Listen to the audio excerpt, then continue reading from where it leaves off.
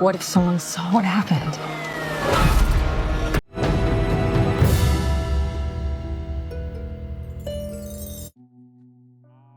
This is Brian with ScreenFiles.com and Trailer Reaction.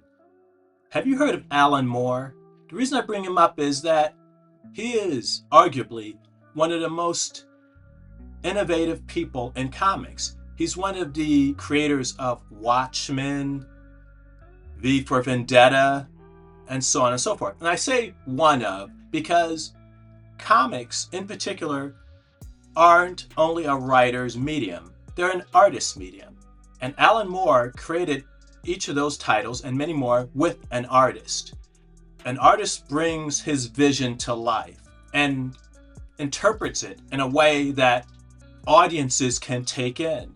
So a comic is not only about the writer, which isn't the case with, let's say, a book.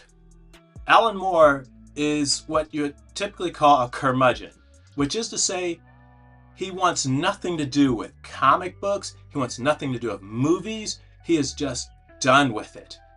And when you look into what's happened to him and what has happened to some of his intellectual property, I hate that term, but it fits. You can kind of understand why he is as he is. You don't have to like it. In fact, his stance to me seems so calcified that it's hard to take his side on issues. But nonetheless, I get why he is the way he is based on the information I have.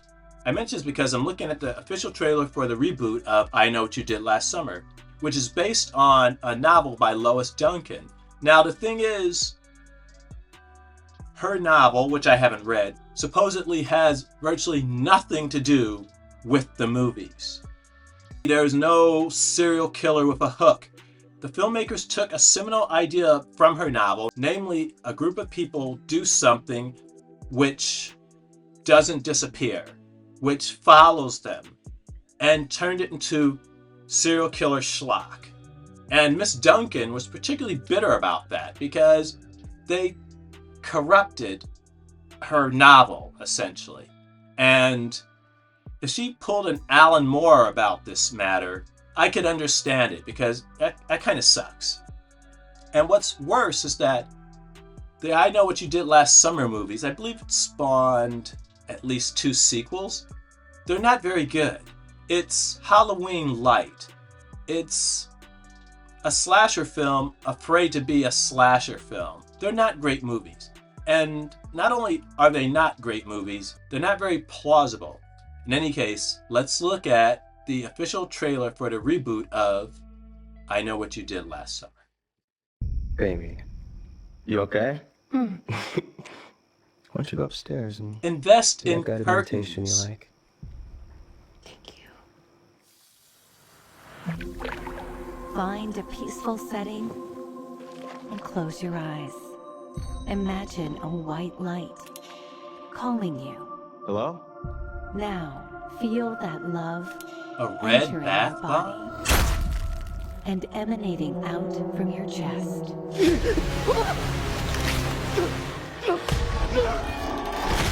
Take a deep breath in and remember the energy you give to the universe always comes back to you. No. Wait.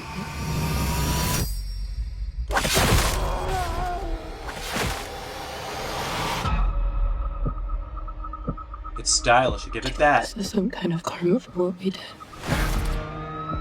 What if someone saw what happened?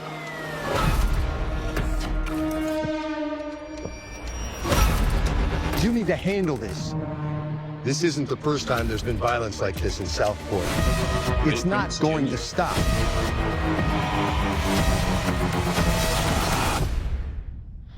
I need to start drinking.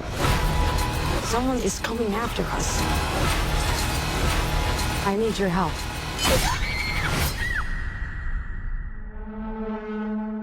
Michelle Gellar. I just have one question. What did you do last summer? It's, I know she is. Ninja movie, This place is so beautiful, it makes me want to die.